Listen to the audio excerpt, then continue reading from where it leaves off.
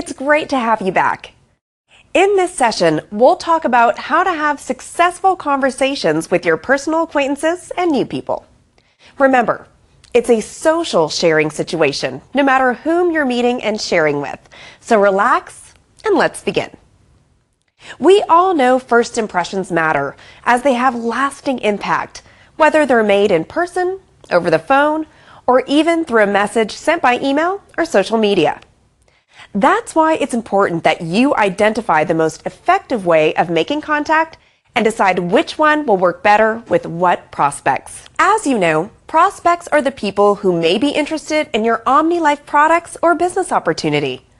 But even when they are likely to show an interest in what you have to say, if you don't know how to best manage your initial meetings or communications, you might end up losing a potential customer.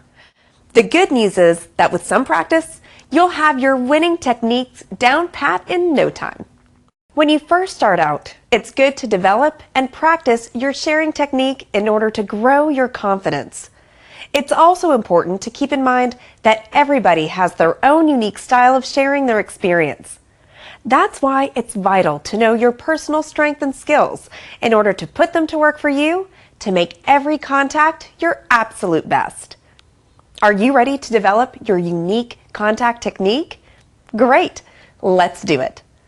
We'll start by exploring what are called cold versus warm contacts and offer some recommendations regarding what to do and what not to do when you meet with someone. Let's start by identifying what warm contacts are and how you can prepare for these meetings.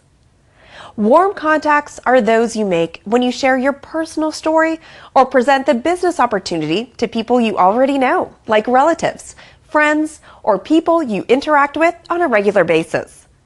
For this type of encounter, you can rely on the following useful tips.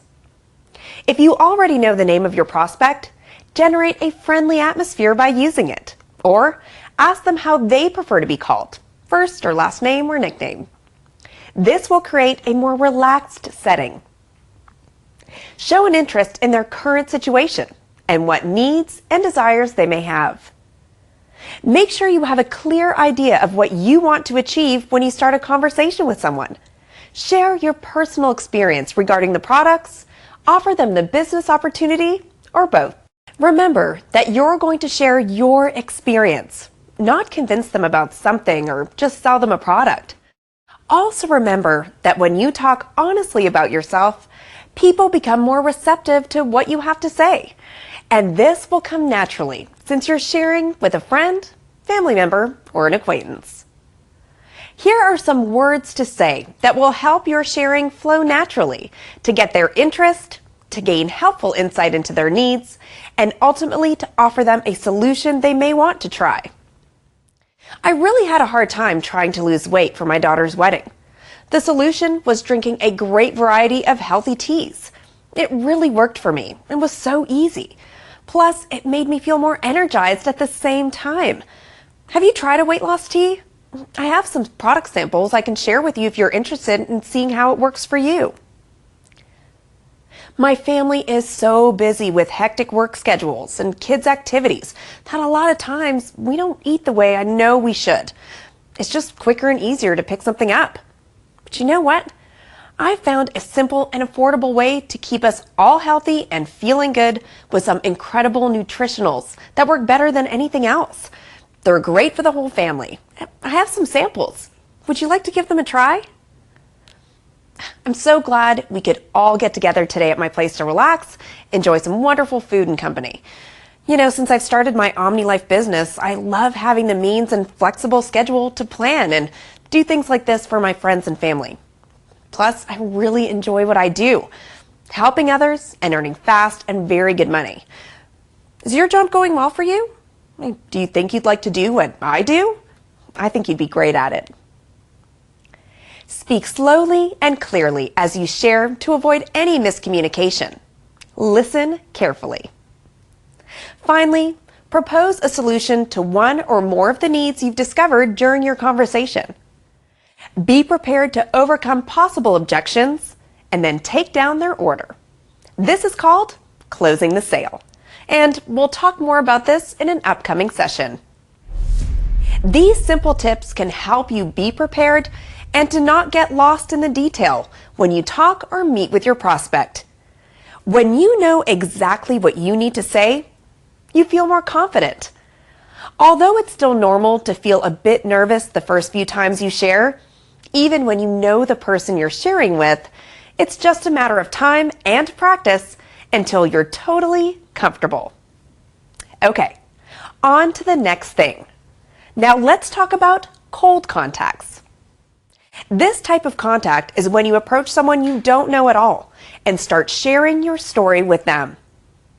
This type of encounter may cause a little more anxiety and indecision, but remember that if you've never done this before, these feelings are perfectly normal, and it's quite possible that at the beginning, your exchanges with cold contacts are clumsy or awkward.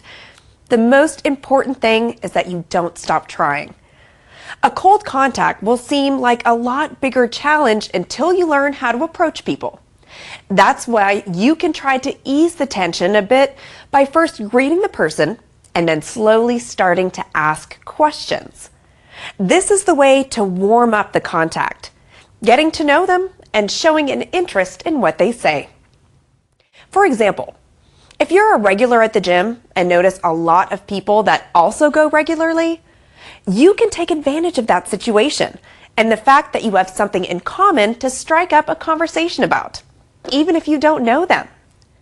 Something that can help you when you start making these types of contacts is remembering that you can ask questions about many different things like their health, interests, family, work, free time, and their current financial situation. When you ask these questions, 95% of the time, people tend to reveal their necessities. See it as a door that's opening so that you can get to know the person better. There's a saying I love that goes, successful people ask better questions and get better answers. So then let me ask you, wouldn't you like to be one of those people who are not afraid to ask more and better questions? Here are a few of the questions you can use to help easily and casually get a conversation started with simply anyone, anywhere. How do you feel today? Would you like to have more energy? Do you know anybody who's interested in losing weight? Hey, do you practice any sports? Do you have a favorite sports drink? Do you have the time to create healthy, balanced meals for your family each day? What do you do in your free time? Are you and your family involved in any fun hobbies or activities? So, what do you do for a living? How's that working out for you? Now that you have some great conversation starter questions, here are a few more useful tips to help you manage cold contacts, start to finish, in an organized way. Start off by saying hello or handing them a flyer. Then you can introduce yourself and tell them your name. If possible, ask the person a question about their current situation to identify possible needs. If you don't get a lot of information after the first question, keep up the conversation. If the person shows an interest, it's time to start sharing your story. Remember, it's crucial that you learn how to change the subject naturally, navigating the dialogue from general chit-chat to a business conversation without it seeming forceful or unnatural. If you're maintaining the person's interest, then you can proceed with more information, showing them a product, giving them a sample, or inviting them to an opportunity meeting. At this point, you should feel free to start offering possible solutions to their needs.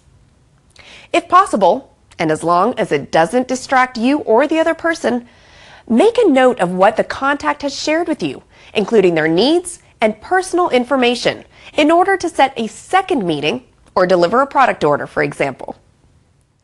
Independent of the result, end the meeting by giving the person your contact information by means of a business card, flyer, or any other way that ensures the other person has your information to contact you if they wish.